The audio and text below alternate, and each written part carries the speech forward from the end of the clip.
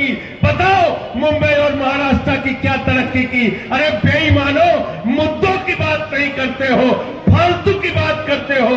बटोगे कटोगे, बटोगे कटोगे, ये सब नारे में अब मुमरा और मुंबई की जनता फंसने वाली नहीं है। हम सब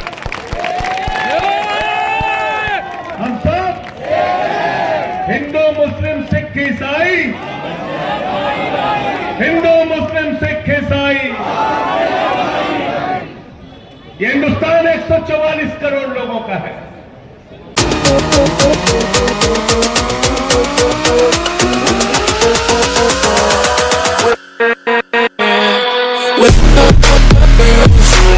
उन्होंने मुंबई में आके कहा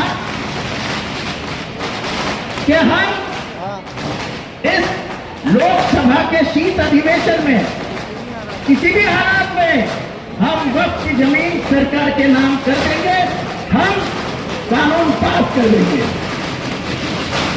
अब एक तरफ देश में लड़ाई शुरू है कि वक्फ का कानून पास नहीं होना चाहिए, और दूसरी तरफ, और ये मेंबर है, अभी जेपीसी का रिपोर्ट नहीं गया और केंद्रीय मंत्री आके कहते हैं संजय जी कि कानून पास देंगे। उनके बाप का है क्या? ये जमीन मुसलमानों ने मुसलमानों के नाम पे कर दी, इस्लाम के नाम पे कर दी, खुदा को दे दी। ये खुदा की जमीन है। इसको लेने वाले मोदी साहब तुम कौन होते हो? ये हमारी जमीन है, हमारे मदरसे के लिए, हमारे मस्जिदों के लिए, हमारे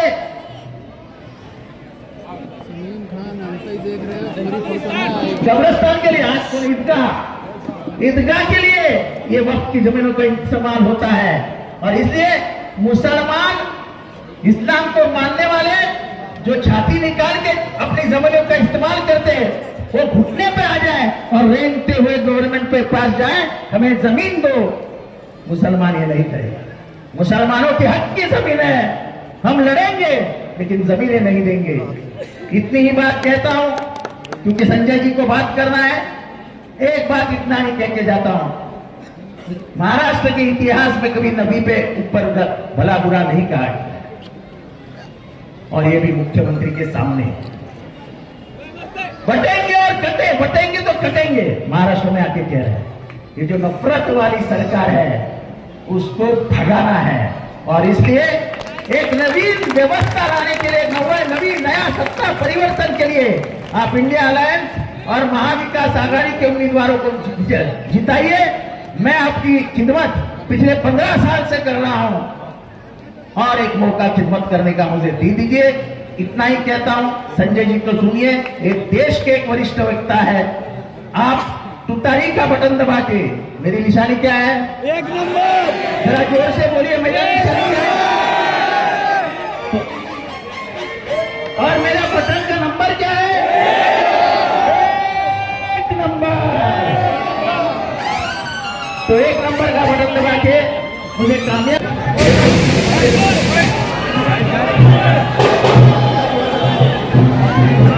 आज इतनी बड़ी तादाद में आप सबको देख के ये यकीन हो गया है, भरोसा हो गया है कि जितेंद्र वाड जी पिछली बार 78,000 वोट से जीते थे, इस बार 1 लाख वोट से जीतने जा रहे हैं। तैयार हो सब लोग? हाथ उठा के बताओ पीछे तक। और मैं दिल्ली से चल के आपके बीच में आया हूं।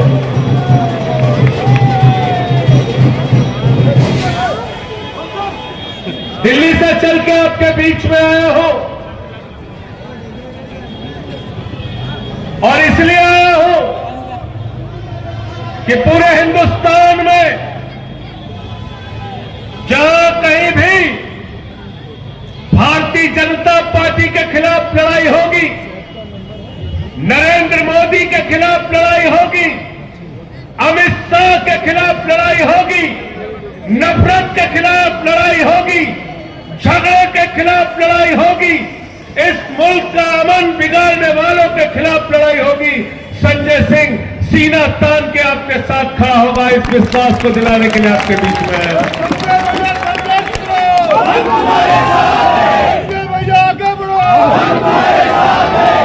मुझे बहुत ताज्जुब है कि देश का कानून मंत्री आज आके कह रहा है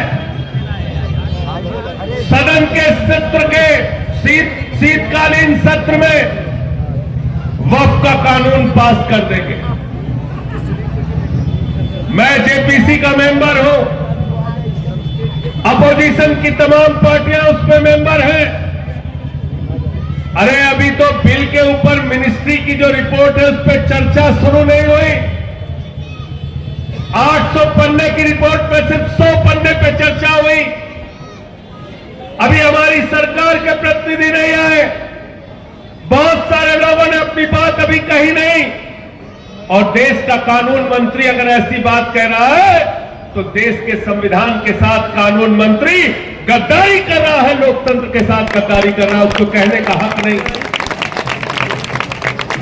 जेपीसी पार्लियामेंट ने बनाई है और पार्लियामेंट की रिपोर्ट के बगैर कोई भी कानून पास नहीं हो सकता। अभी जेपीसी की रिपोर्ट बनी नहीं है, उसके पहले अगर कानून पास करने की कोशिश करेंगे तो उसका पुरजोर विरोध करने का काम हम लोग करेंगे। अभी टूर हो रहा था, उसका बहिष्कार किया। थोड़ी देर बंद करा दो भाई। साथियों और दोस्तों, कहां से शुरू करें और कहां खत्म करें? वतन की जो हालत सुनाने लगेंगे तो पत्थर भी आंसू बहाने लगेंगे। वतन की जो हालत सुनाने लगेंगे तो पत्थर भी आंसू बहाने लगेंगे। अगर भीड़ में खो गई आदमियत तो उसे ढूंढने में जमाने लगेंगे। आदमियत का, इंसानियत का, मानवता का कत्ल किया जा रहा है और नफरत की बुनियाद पर हिंदुस्तान को बनाने की कोशिश की जा रही है। भाई से भाई को झगड़ा कराने की कोशिश की जा रही है। महाराष्ट्र का चुनाव हो रहा है, शिंदे की सरकार है, फडणवीस की सरकार है, अजित पवार की सरकार है, महायुति की सरकार है। अरे चुनाव के प्रचार में जाते हो तो बताओ हमारे बच्चों के लिए कितना स्कूल बनाया, बताओ हमारे बच्चों के लिए कितना अस्पताल बनाया, बताओ हमारे लिए कितनी सड़कें बनाई, बताओ हमारे लिए कितने उद्योग लगाए, बताओ हमारे लिए कितना रोजगार दिया, बताओ हमारे लिए कितनी महंगाई का। भारत का प्रधानमंत्री भाषण देता है यहां महाराष्ट्र में आके, कहता है एक रहोगे तो सेफ रहोगे। मैंने कहा मोदी जी 10 साल से तुम घास छील रहे हो क्या भाई? अगर 10 साल के बाद भी हम सेफ नहीं है तो अपने प्रधानमंत्री के पद से इस्तीफा दे दो, तुमको प्रधानमंत्री रहने का अधिकार नहीं। गलत तो नहीं कह रहा हूं? गलत तो नहीं कह रहा हूं? अरे 10 साल हो गए तुमको और 10 साल के बाद भी अगर हम सेफ नहीं है तो प्रधानमंत्री यहां का घास छील रहा है, उसको इस्तीफा देके बैठ जाना चाहिए, उसको प्रधानमंत्री रहने का अधिकार। मुद्दे की बात नहीं करते।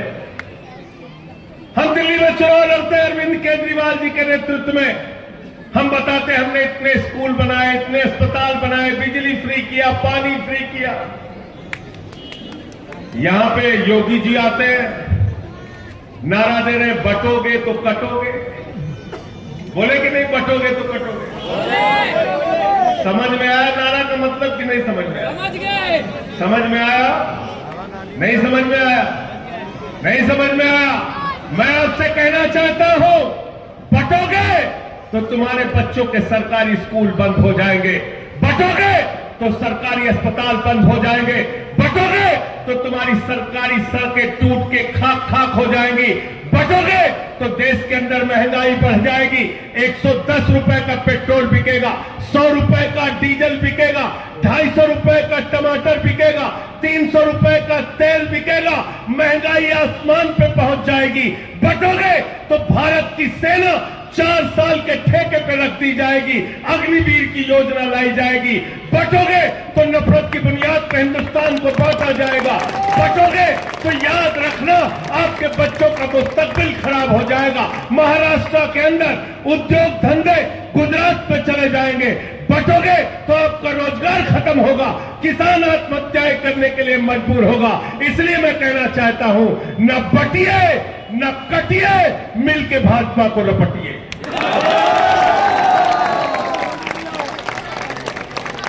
गलत तो नहीं कह रहा हूं? न बटिए न कटिए, मिलके भाजपा को पीछे तक बोलो।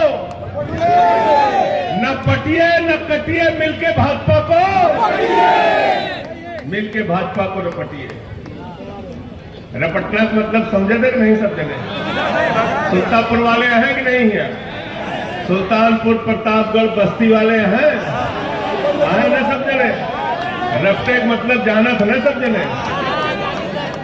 गलत मनई आवे तो पकड़ के सब जगह रपट ले आओ। रखेगा कि नहीं रखेगा? तो न बटिए न कटिए और मिलके भाजपा को। और दूसरा मैं क्या कहता हूं भारतीय जनता पार्टी को? भारतीय जनता पार्टी को मैं कहता हूं भारतीय जेब कतरा पार्टी। भारतीय जेब कतरा पार्टी, जेब काटने वालों की पार्टी। महंगाई देश के अंदर बढ़ाया, नोटबंदी लगा के आपकी जिंदगी को बर्बाद किया। आप लाइनों में खड़े रहे, 100 से ज्यादा लोग मर गए। किसानों के 3 काले कानून लाए, 750 किसानों ने अपनी शहादत दी। भारत का प्रधानमंत्री इस देश की जनता से झूठ बोलने का काम करता है। एक बार प्रधानमंत्री ने कहा मोदी जी को वोट दे दो, 2 करोड़ नौकरी देंगे, झूठ बोला।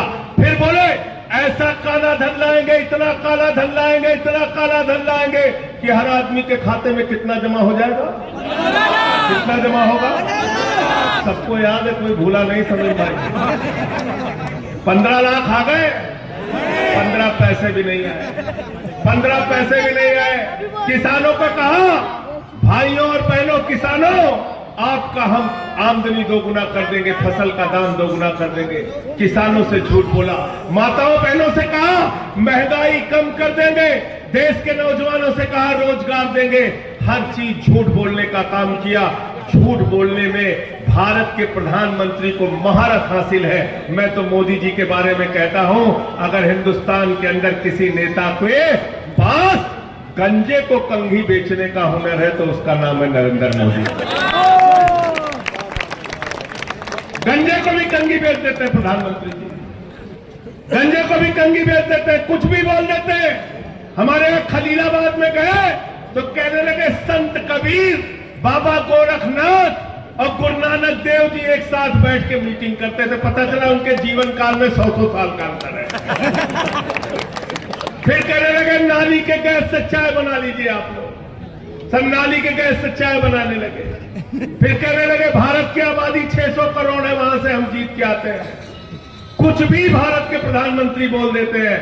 तो मैं तो ये कहता हूं कि मोदी जी और उनकी पार्टी का नाम है भारतीय झूठा पार्टी, और दूसरा काम ये करते हैं देश में झगड़ा कराने का। झगड़ा कराने का काम। झगड़ा क्यों कराते हैं? क्योंकि इनके पास कुछ बताने के लिए नहीं है। ये नहीं बता सकते हिंदुस्तान ने कितना रोजगार दिया, नहीं बता सकते किसानों के लिए क्या किया, नौजवानों के लिए क्या किया।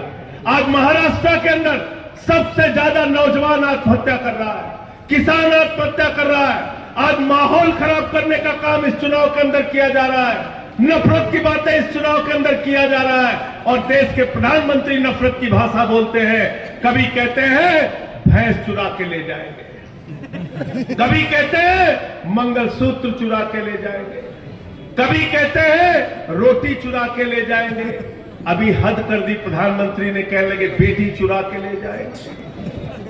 मैं पूछना चाहता हूं नरेंद्र मोदी जी, अगर आप इतने कायर प्रधानमंत्री हो कि आपके रहते हुए बेटी चुरा के ले जाएंगे, तो प्रधानमंत्री के पद से इस्तीफा दे दो, तुमको प्रधानमंत्री के पद पे रहने का अधिकार नहीं।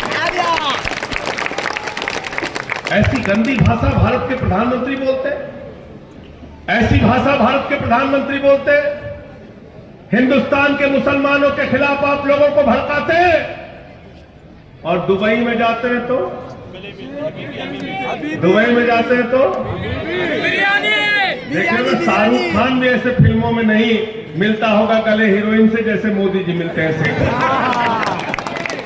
देखे हो कि नहीं देखे हो? देखे हो ना, शेखों को एकदम गले लगा लेते हैं। कतर की मस्जिद में जाएंगे वहां गले लगा देंगे, दुबई की मस्जिद में जाएंगे वहां गले लगा देंगे। क्यों लगाते हैं गले? कभी सोचा आपने? क्योंकि वहां पर नरेंद्र मोदी के भतीजे जय शाह का धंधा चलता है। धंधा चलता है। जहां धंधा चलेगा वहां धर्म पीछे, और हिंदुस्तान में मुसलमानों के खिलाफ भड़काना है। मैं तो कहता हूं मोदी जी, कतर के मुसलमानों से इतना प्यार है, दुबई के मुसलमानों से इतना प्यार है, थोड़ा इससे समीम से भी प्यार कर लो, इसको भी गले लगा लो कभी। यहां भी मस्जिद में घूम के आ जाओ। ये नफरत की बातें बंद करो, इससे कुछ भी हासिल होने वाला नहीं है। और इस्लाम, मुसलमान, मैं कहना चाहता हूं, मुसलमान अगर डरता है तो सिर्फ खुदा से डरता है, ऊपर वाले से डरता है। उसको डराने की कोशिश मत करना। और मैं तो बार बार कहता हूं कि आप अपने नबी का नाम भी याद कर लेंगे तो कभी नफरत की बात नहीं कर सकते। नबी को कहा गया रहमतुल आलमीन, पूरी दुनिया पर रहमत करने वाला। नफरत की बातें कहां से आती है? हिंदू धर्म में कहा गया वसुधैव कुटुंबकम, पूरा विश्व हमारा परिवार है। हम पूजा खत्म करते हैं, भगवान से प्रार्थना करते हैं हाथ जोड़ के कि धर्म की जय हो, अधर्म का नाश हो, प्राणियों में सद्भावना हो, विश्व का कल्याण हो। अरे हिंदू धर्म पूरे विश्व की कल्याण की बात करता है। मोदी जी जरा हमको तुम बताओ, फडणवीस जी जरा हमको तुम बताओ, शिंदे जी जरा हमको तुम बताओ, अमित शाह जरा हमको बताओ, योगी जी जरा हमको बताओ, कौन सा हिंदू धर्म तुमने पढ़ा है जो नफरत की बात करते हो? तुम नफरत की बात करते हो। तुम हिंदू धर्म को मानने वाले, हिंदू धर्म को मानने वाले तो मैं अभी समीम भाई से रास्ते में बात हो रही थी, थोड़ा कंफ्यूजन में है आप लोग, है? घड़ी बंद हो चुकी है, याद रखिएगा। बंद किया है कि नहीं किया बताइए आप? बंद कर दिया ना? तुतारी को ध्यान में रखना, तुतारी को ध्यान में रखना। जितेंद्र अवार्ड का चुनाव निशान है तुतारी। तुतारी को याद रखना, याद रखना। ये मराठियों के स्वाभिमान का सवाल है, याद रखना। ये उत्तर भारतीयों के स्वाभिमान का सवाल है, याद रखना। मैं आपसे कहने के लिए आया हूं, हाथ जोड़कर विनती करने के लिए आया हूं। ये वही लोग हैं जिन्होंने गद्दारी करके शिवसेना को तोड़ने का काम किया, बाला साहब उद्धव ठाकरे की पार्टी को तोड़ने का काम किया। ये वही लोग हैं जिन्होंने शरद पवार की पार्टी को तोड़ने के लिए काम किया। तो याद रखना, गद्दारों के लिए माफी नहीं है, गद्दारों के लिए माफी किसी भी धर्म में, गद्दारों के लिए माफी, गद्दारों के लिए माफी नहीं है। और जितेंद्र अवार्ड के लिए इसलिए भी आया हूं, आज आपको बता रहा हूं। मैं जेल गया 6 महीने, 6 महीने जेल में रहा। हमारे साथी पूछते हैं, कहते हैं क्यों आपको जेल में डाला? क्योंकि मैं नरेंद्र मोदी की आंख में आंख डाल के बात करता हूं, अमित शाह की आंख में डाल के बात करता हूं। इसलिए मुझे जेल में भेजा, इसलिए मुझे जेल में भेजा क्योंकि मैं आपकी आवाज उठाने का काम करता हूं। इसलिए मुझे जेल में भेजा क्योंकि देश की सदन में प्रधानमंत्री के सामने दो चार करने की बात करता हूं। और इसलिए मुझे सदन में मुझे उठा के जेल में भेजा क्योंकि मैंने सदन में नारा लगाया था, मोदी अडानी भाई भाई, देश बेच के भाई मला। इससे नाराज हो गए, मुझे देशद्रोही कहते हैं। मेरे ऊपर देशद्रोह का मुकदमा लगाया, 23 FIR मेरे खिलाफ की, PMLA का मुकदमा लगाया, जेल में भेजा मुझे। और मुझे ये बताते हुए फख्र हो रहा है कि जब मैं जेल में था तो मेरे लिए यहां से जितेंद्र अवार्ड चल के मेरे परिवार से मिलने दिल्ली गए थे, इसलिए उनके लिए आया। ये समीम उनके साथ गए थे, हमारे मदनी भाई साथ गए थे, एहसान भाई साथ में गए थे। तो जो सुख दुख के साथी होते हैं, जिम्मेदारी और फर्ज बनता है उनके साथ खड़े हो। मैं आपसे हाथ जोड़कर विनती करने के लिए आया हूं, किसी घड़ी बड़ी के चक्कर में मत पड़िएगा। गलत तो नहीं कह रहा हूं? चक्कर में तो नहीं पड़ रहे हो ना? चक्कर में तो नहीं पड़ रहे हो? चक्कर में तो नहीं पड़ रहे हो ना? अगर घड़ी को वोट देना है, इससे बढ़िया कमल को वोट देके चले आना। गलत तो नहीं कह रहा हूं? अगर घड़ी को वोट देना चाहते हो तो नरेंद्र मोदी को वोट दे देना।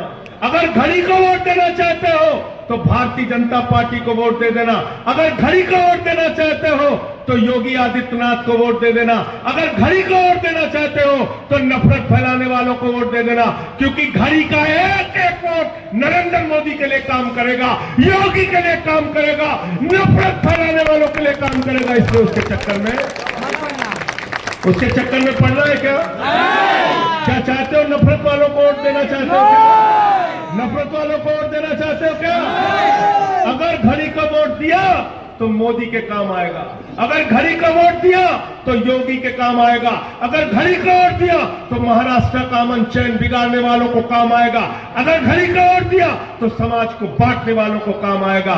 इसलिए हमें जोड़ना है, न बटिए न कटिए मिलके भाजपा को, न बटिए न कटिए मिलके भाजपा को। बहुत बहुत शुक्रिया, बहुत बहुत धन्यवाद। इंकलाब इंकलाब इंकलाब।